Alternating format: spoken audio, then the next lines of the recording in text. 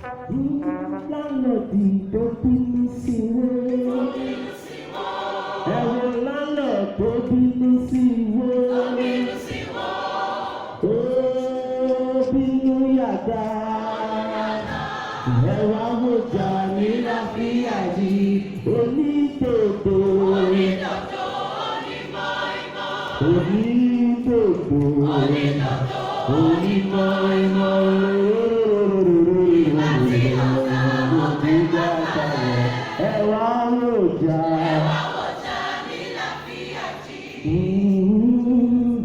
Bẹ́tìsì tó bínú yé yín.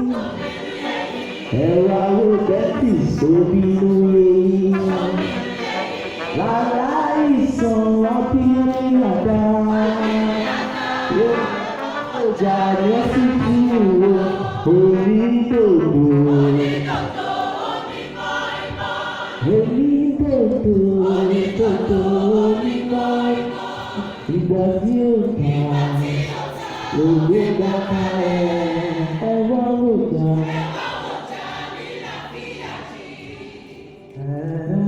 Súdẹ̀tì tó bínú kọṣẹ́. Ẹ̀rọ student tó bínú kọṣẹ́. Ní lẹ́kṣọ́rà bá bínú yòtò. Ẹ̀wọ̀n wòjà ní fakọ́tì o. Ẹ̀wọ̀n student tó bínú kọṣẹ́. Ẹ̀wọ̀n student tó bínú kọṣẹ́. Ní lẹ́kṣọ́rà bá bínú yòtò lójú ẹja. Ẹ̀wà wòjà ní fakọ́tì o. Onídòdò onímọ̀-ìmọ̀. Onídòdò onídòdò onímọ̀. Ẹ̀wà tí ó kà ló gbé dá. Ẹ̀wà wòjà ní láfíà. Wòjà ní láfíà.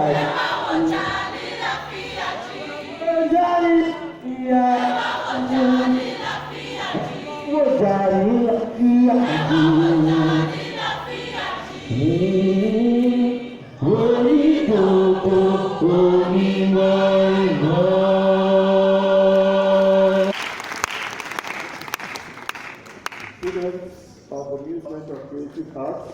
Bello was born on Wednesday, 6th of October 1948 to the renowned family of Bello of Ibo in Yewa North local government area of Ogun State, Nigeria.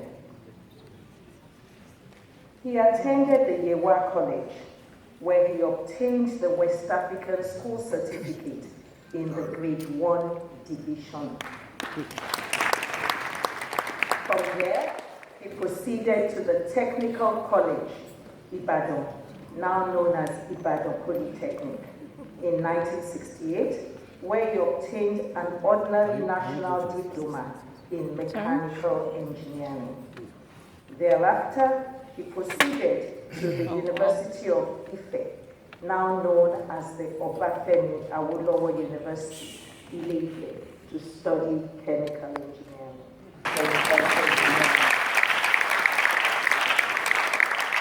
It is no surprise then that he gained admission to the University of Waterloo in Canada to undertake his postgraduate studies. He bagged his Master of Science degrees in Chemical Engineering in 1977 and his Doctor of Philosophy degree in 1981, also in Chemical Engineering from the University of Waterloo.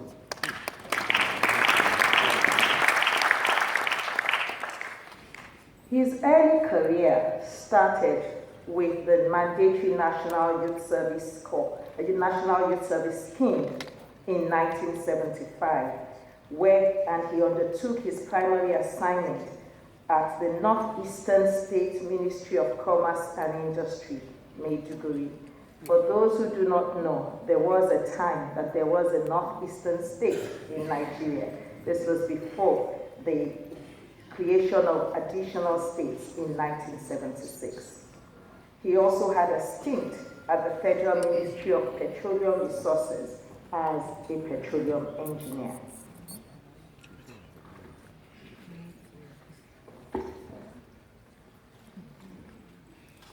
University of Lagos was most wise when it snapped up the young RAB upon completion of his master's degree at the University of Waterloo. He was appointed an assistant lecturer by the university in 1977, and he rose through the ranks to become a professor in 1988.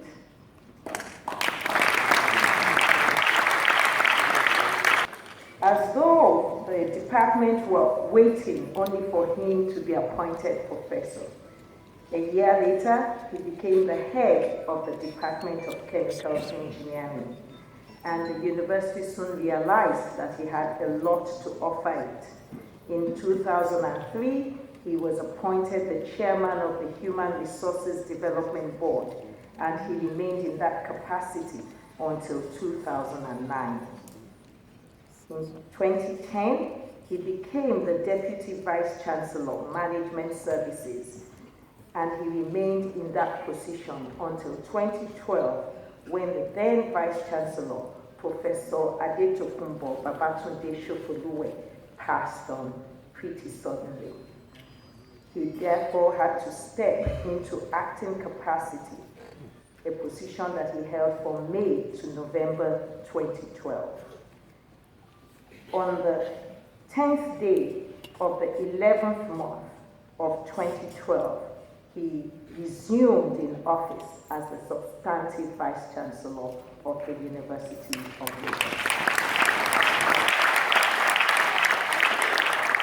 As an academic, Professor Bello is well published in numerous peer-reviewed journals, chapters in books, and he has attended several conferences, symposia, and workshops, and I would not dare to list them, otherwise we would be here until 5 p.m. He has also held editorial positions in a number of journals at the national and international level, including the Journal of the Nigerian Society of Chemical Engineering, the African Journal of Science and Technology, and the Canadian Journal of Chemical Engineering. Though some may not know, a core aspect of an academic's responsibility is to render community service. And this is the means by which we bring our expertise to bear on the social problems that are nagging. Professor Bello, in rendering community service, was one-time national project manager for UNDP ILO project on strategies for self-employment promotion. This he did between 1991 and 1992. He was the Commissioner for Special Duties in Ogun State between 1993 and 1996. He has served as a member of the Governing Council of Olawale University in Ogun State, which he did between 2007 and 2011. In 2012, he was called to national service when he served as a member of the Central Working Group of the Vision 2020 and served as alternate chair of Energy and Transportation subsection. He has also served in expert capacity to the Nigerian Liquefied Natural Gas Limited, ELF Petroleum, NNPC, and Shell Development Company in Nigeria.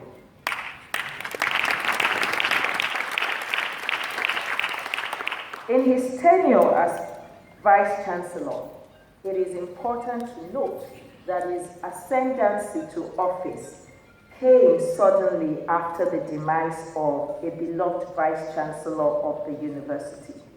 What stands out about Professor Bello's tenure is that because he had been Deputy Vice-Chancellor to the then Vice-Chancellor, he was able to provide some continuity, and there wasn't a sense of disconnect within the whole university system.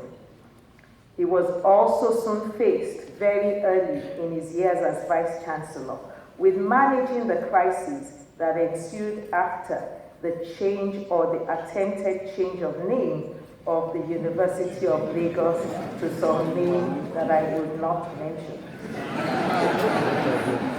Under his leadership, the federal government dropped the attempt to change the name of the university with pressure from staff, students, alumni, and friends of the University of Lagos.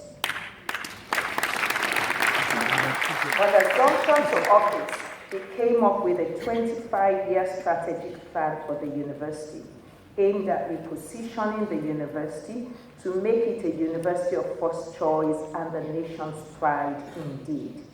He embarked on the vision. He continued with the vision of his friend and previous senior colleague in office. He also anchored his tenure on growing the university's finances, strengthening its academic reputation, strengthening its human resource to build its capacity, and of course, improving upon its infrastructure.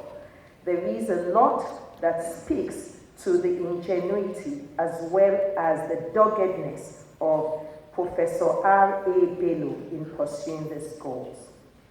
While Professor Bello did not look forward to becoming a Vice-Chancellor, clearly his contributions cannot be glossed over. It is said that some are born great, some achieve greatness, and some have greatness thrust upon them.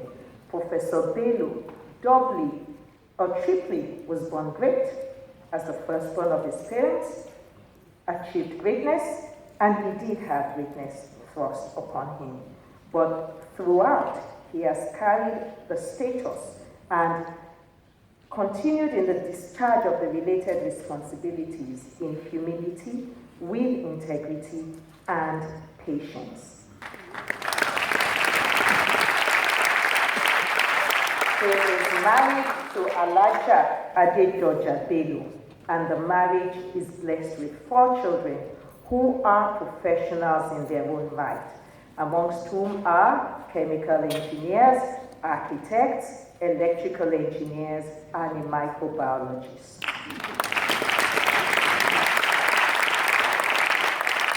Professor Bello's philosophy of life, as he put it, indicates that he does not believe in struggling for positions. He firmly believes in destiny. Hear him.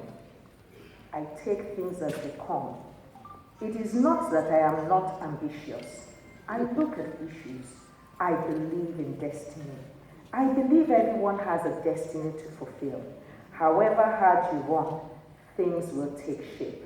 My philosophy is just to be conscientious, do your work, and things will come for you as they have been destined.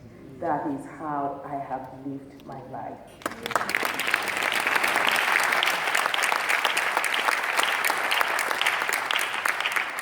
Professor Bello has received several awards, but distinct in this category is the Vice-Chancellor of the Year award during the maiden edition of that award given by the Lagos Chamber of Commerce and Industry, the Education Group Excellence in Education Award.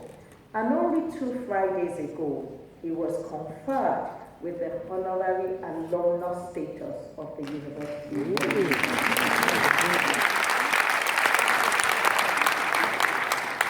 Mr. Chairman, sir, ladies and gentlemen, I have the honor of presenting to you Professor Rahamon A, Bello, R.A.B. to some people.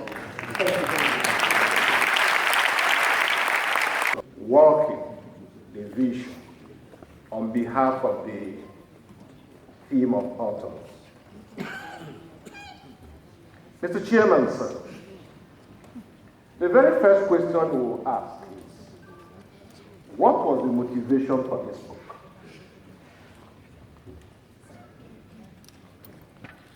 Between January 5th and 7th of 2017, the University of Lagos Management organized a retreat for the principal officers of the university. And I was invited to present a paper on the review of the Golden Strategic Plan of the university, the 2012-2037 Strategic Golden Plan. At the end of that retreat, it became apparent that there has been a lot of work that has been put in towards the actualization of the strategic plan of this university.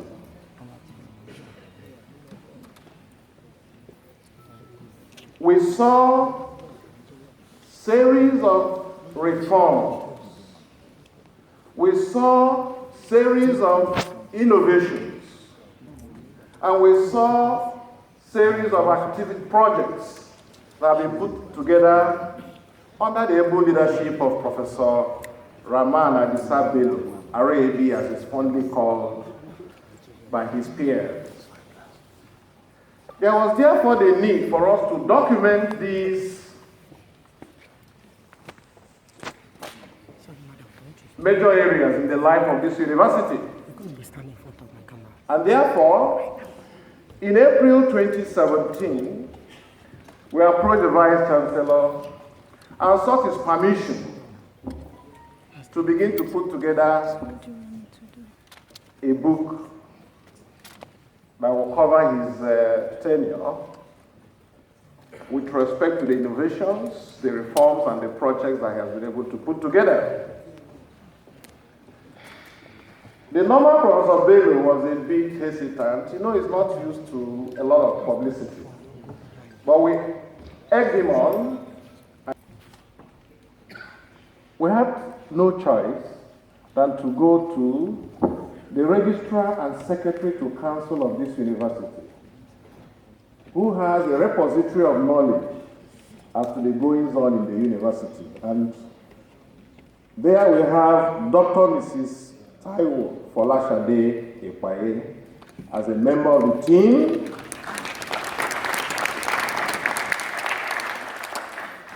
We also had to bring in a professor of English literature, Professor Nimi D.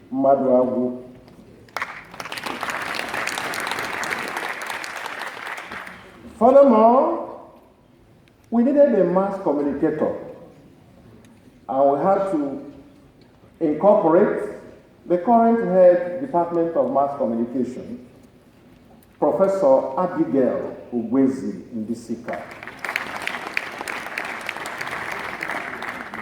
And because we are documenting history, we also needed a historian. And that's how we brought in an economic historian, Dr. Obi Iwawu, an associate professor of history in this university. Mr. Chairman, distinguished ladies and gentlemen, what is this book all about? I know we're going to have a review of the book, but put very succinctly, we have been able to capture the developmental strides and achievements attained under Professor Bello, despite his naturally unassuming personality. And these are achievements that he has tried to build upon the solid foundations that have been laid down there by his predecessors. Permit me, Mr. Chairman, to bring a quotation from the former chairman and pro-chancellor of this university in the foreword to this book. And he writes, and I quote, "Although it has become some form of tradition to have a book on any remarkable personnel during a period of assignment,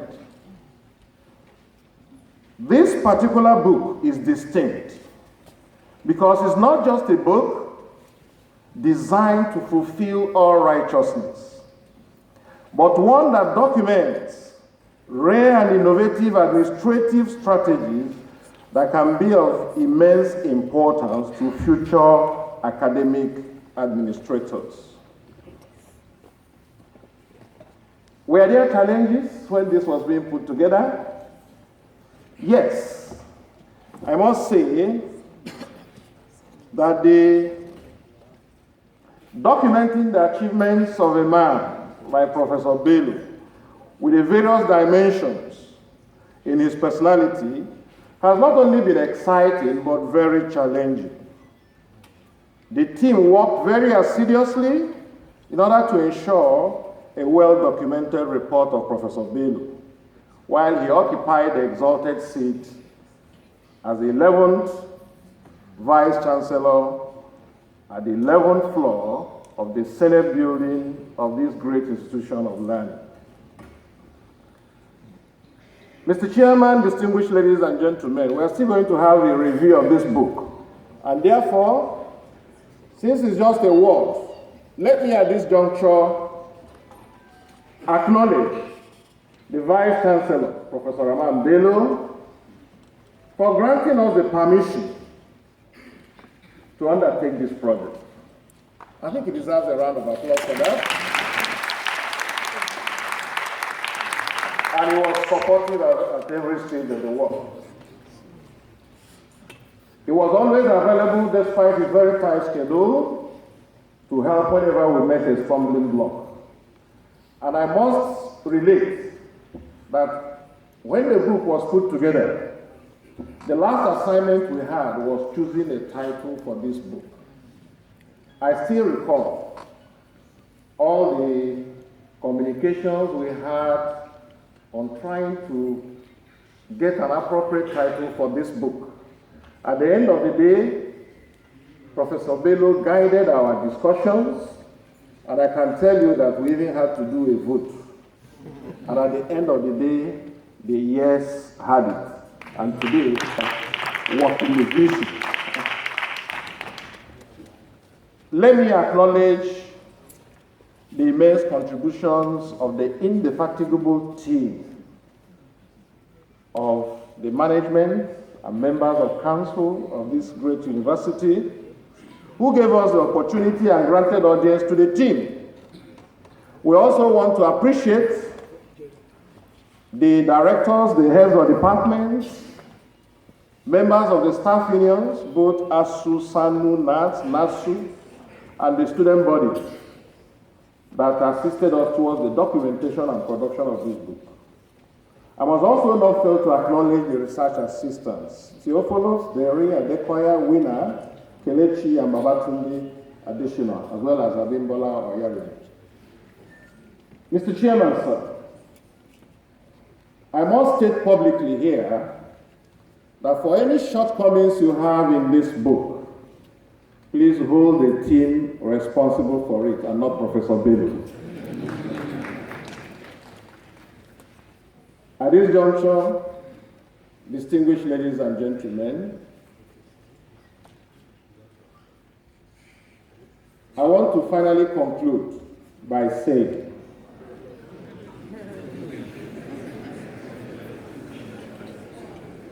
that it was not easy putting this book together. But today, I am glad and happy that we have been able to espouse how Professor Rahamon Bello tried to galvanize the energy, the very lean resources you have in these lean times to actually work the vision of the University of Lagos towards attaining the strategic plan and goals of this great university. Thank you very much.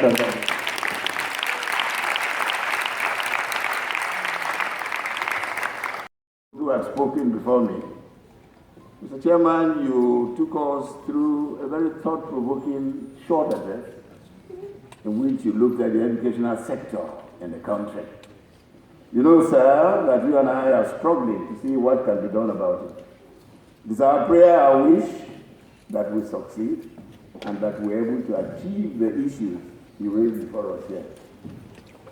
I want to thank all those who spoke before me. In particular, I want to thank the comedian who spoke.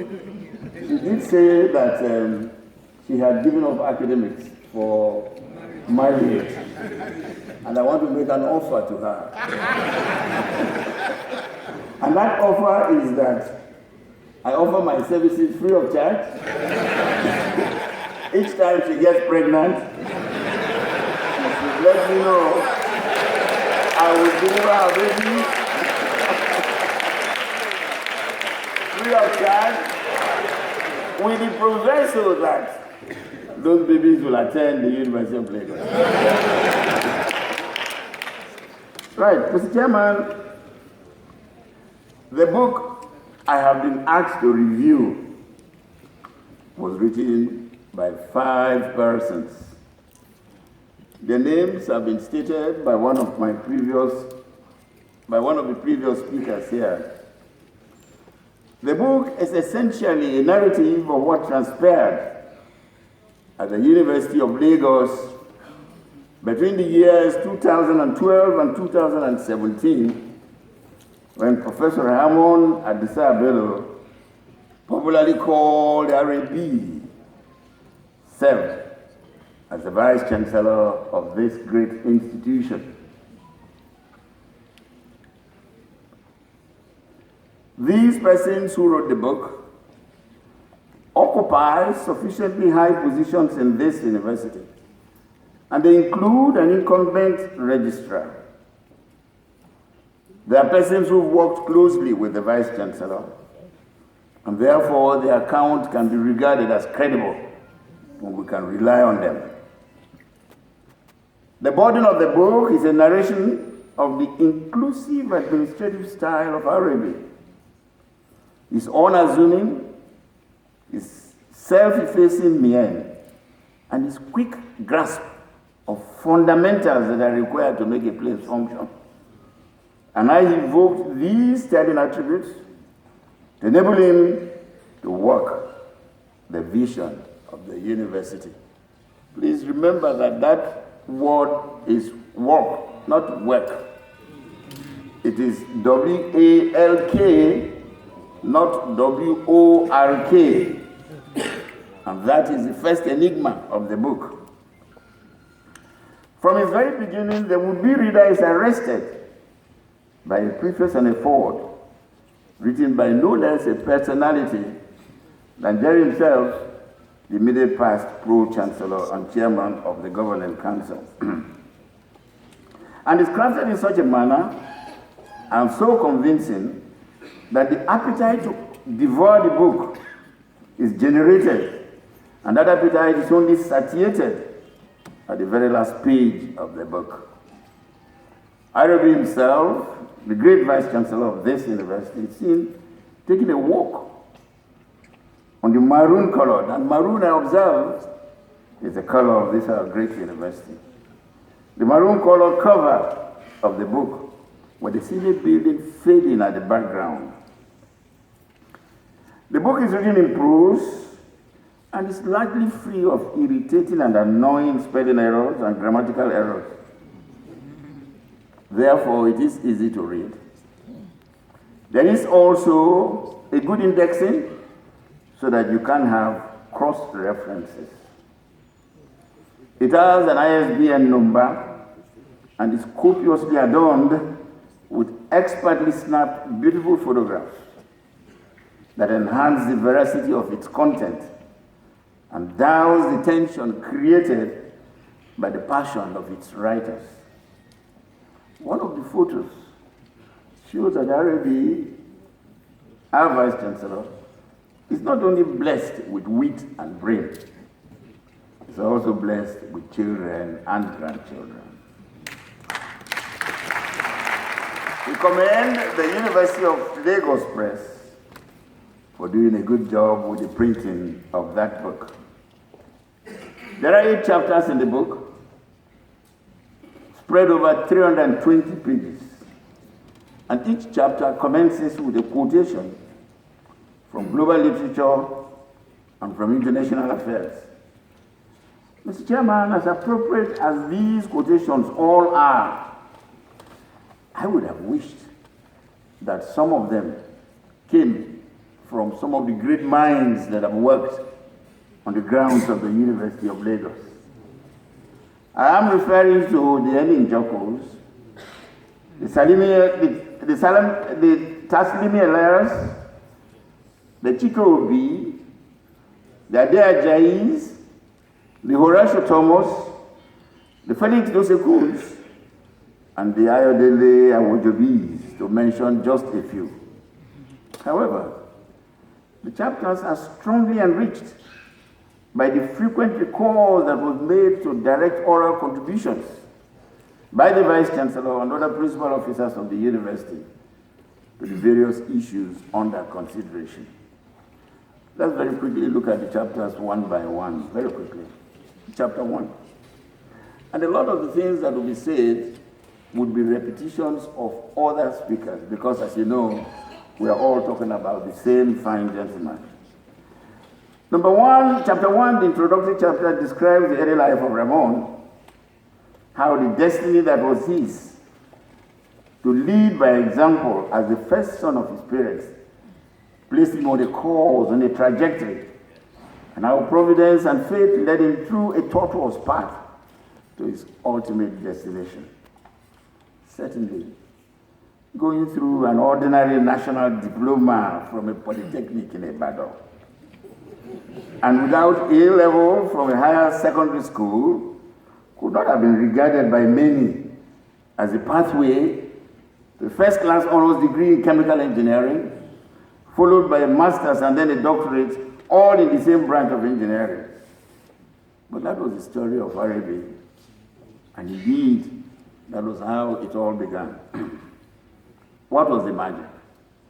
The magic was Arabi's tenacity, coupled with his brilliance and his love for mathematics and physics, in which he always excelled. It was not surprising that with this level of brilliance, the diligence and discipline, he became the center point, the target for many invitations for professional advice, technical work, and commissioned projects in the public and private sectors, including service as the Commissioner of Special Duties in Ogun State, and as an alternative chairman of the Energy and Transportation subsection of the Central Working Committee of the Vision 2020 at various times. The authorities of the University of Lagos, who were quick to recognize the ability of this young man, especially when he served as the head of the Department of Chemical Engineering, eventually got him into the main administrative stream as Deputy Vice-Chancellor, in charge of management services. That decision, can we have some quiet there, please? You know, a teacher always enforces discipline, and I always do.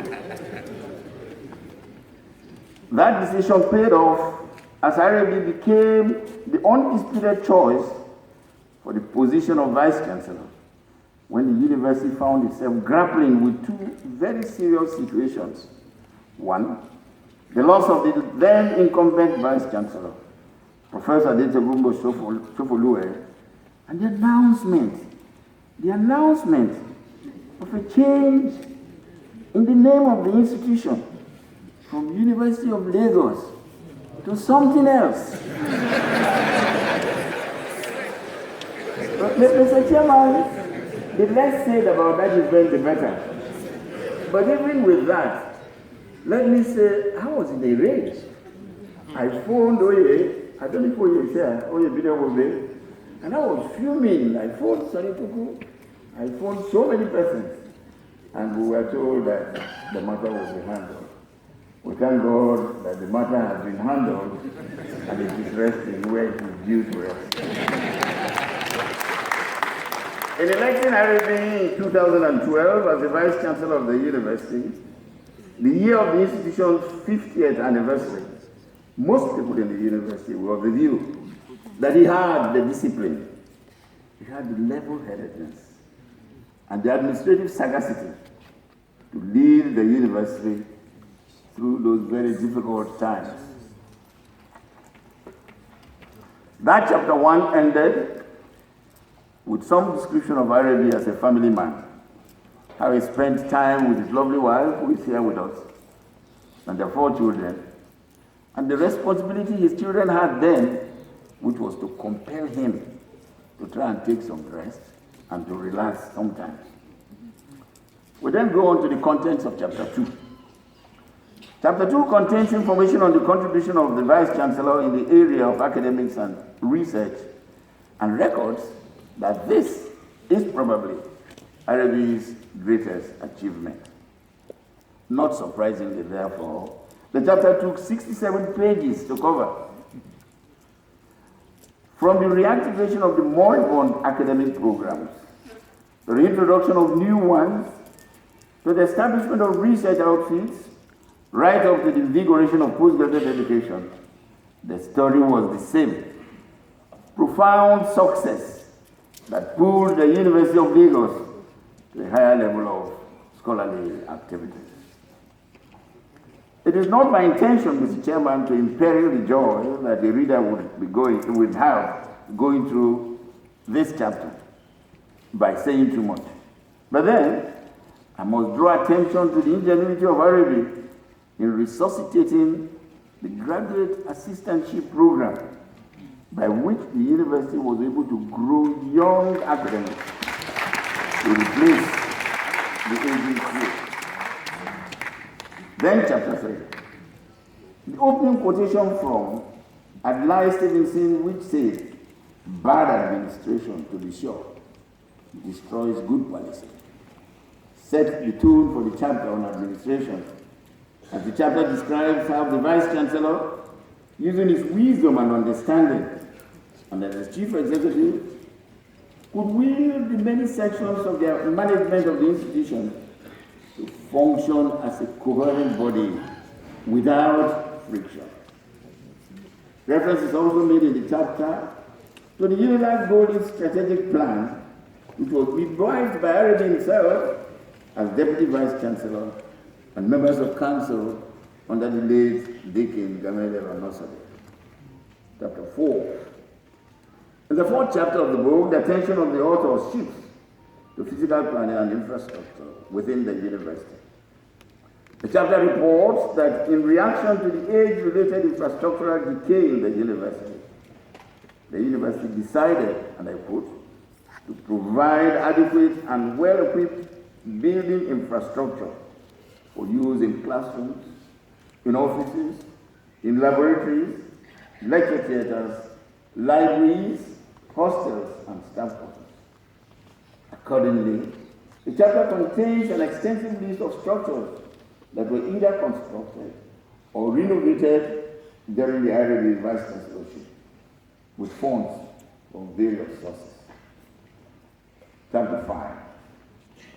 The 5th chapter is on health, on safety and environment, and it describes the system by which annual medical checkups are conducted for all staff about the time of their birthdays.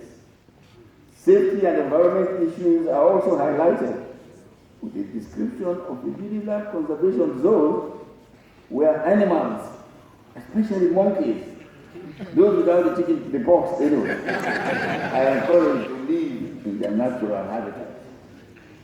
Then chapter 6.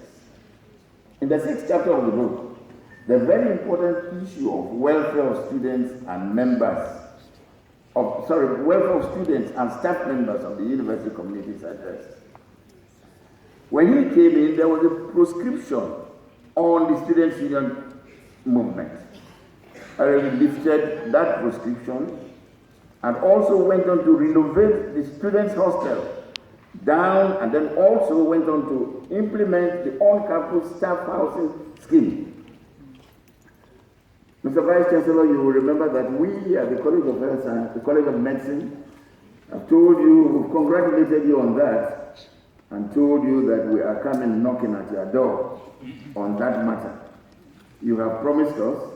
We want you to put it in your handover notes to whoever is going to come after you, that promise has been made, and it has to be redeemed by whoever takes over from you. That we also at the College of Medicine wish to be included on that scheme.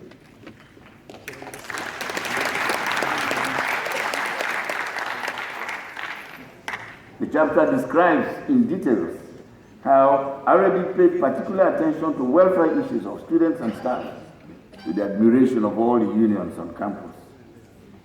The penultimate chapter, chapter 7, describes the many bridges that were built across borders, across nations by the Arabic administration, in its determination to establish external relations and linkages with many institutions of higher learning.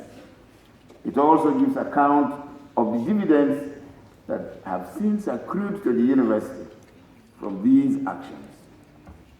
The very last chapter, 8. In that chapter, the writers conclude by quoting Shakespeare's "All is well that ends well." They rightly eulogized Arabi and reminisced positively on his years at the helm of affairs in this university. They ended by indicating that it was not all smooth sailing and recounted some of the challenges Arabi faced and how he tactfully overcame them. Now, Mr. Chairman, my very brief remarks on the book itself. Let me say that reviewing this book has been a pleasure, and I thank the authors for giving me the privilege. Mr. Chairman, very distinguished ladies and gentlemen, because universities possess immense potentials for influencing human and national development, rich and powerful nations of the world regard their universities as strategic national assets on which they rely to a considerable extent for vital contributions to policy formulation and execution in the areas of food security, national defense, health, and many others, including international diplomacy. For this reason also of harboring the potential to direct the cause of a nation, even the smallest, even the poorest, even the weakest countries aspire to establish universities. However, to carry out such pivotal functions, universities must have right leadership, usually provided by a team led by a trailblazer. With a numerical strength of 153 universities and still counting, the Nigerian university system has become the largest in Africa, but it is still faced with many challenges, not least that of astute leadership, that will enable the institutions to become reliable assets in the quest for national development and global competitiveness. It is in this vein that we all in this hall must applaud Professor Rahamon A, Bello for the incomparable leadership that he gave to one of Nigeria's flagship universities.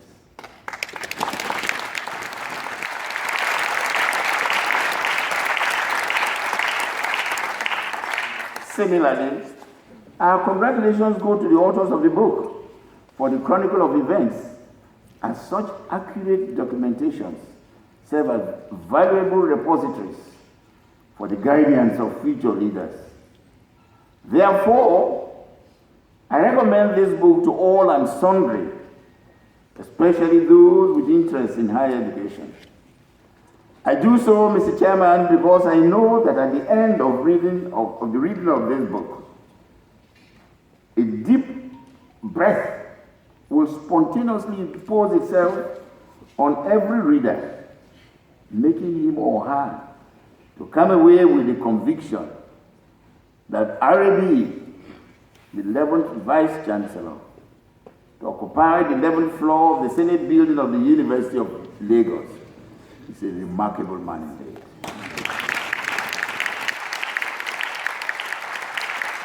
He is one that the nation's stamp should be constantly placed on.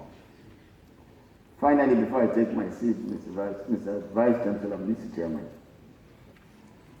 let me note that the book ought to have ended with a chapter on the future for an incoming Vice-Chancellor, where the book or the writers will plead and sue for continuity and plead with whoever is going to come as our next Vice-Chancellor. Not to come with the idea of dismantling all that Arabia has done, as Trump is doing over there. Not to come with the idea of feeling that all other Vice-Chancellors past had been useless, that he would be the magic man who would change everything in the University of Lagos. It cannot be. The book would have sued that whoever it is that is going to become our next Vice-Chancellor should build on what Arabia has done. Wherever he made mistakes, be quiet about them. You do yours and build on them, and let posterity also judge you.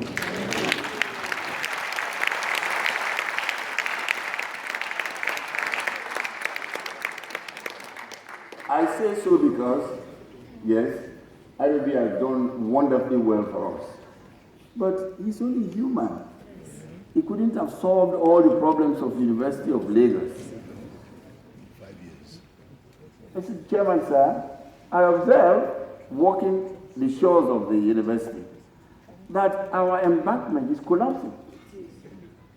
And I want to plead that your council does something about it. Mr. Chairman, these are issues I would have wished pointed out in the book so that the incoming Vice-Chancellor will hit the ground running and he will continue with the momentum that has been generated by this fine gentleman. I thank you all for your attention. Another round of applause. All he has to do to be here for this event, as I said, I thank all the candidates who have to leave their domains to be here, particularly the primary ruler of UNILAG, as well as the other candidates that are not I appreciate you, sir. I've seen the Olawale, I appreciate you, and the Honorable of the Borough. Thank you for giving me the home support. I also like to appreciate the book reviewer, my very senior colleague, who did not consider himself too senior to me to review my book. Thank you very much, sir. I appreciate you and your concern. Here today we have so many dignitaries from all my constituencies. And I want to appreciate all of them that have taken to this point. Those who were recognized earlier on and those who could not be recognized. We recognize all of you and I appreciate all of you. We have the UNILAG community. And in UNILAG, when I talk about that, we talk about all our colleagues, both in administration and in academics. I appreciate all other people from other universities, the old professionals and the people from the other professionals that are here. I know there are quite a large number of members of Academy of Engineering here. Nigerian Center of Chemical Engineers and Center of Engineers. I appreciate all of you for leaving time to be here. Of course, the Yoruba community is well represented, and my own students, the Quality Association is also equally well represented. I cannot but also recognize my family members, my sisters and brothers are here. We started together. I'm here at this point in time because you are here for me. Thank you very much. Let me at this point in time say that I want to dedicate this book that was written in my honor to all the councils and members of the councils that I work with at the University of Lagos.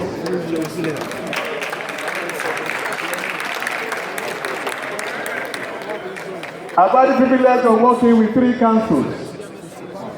I was appointed with the council chaired by the King Garabel of present memory.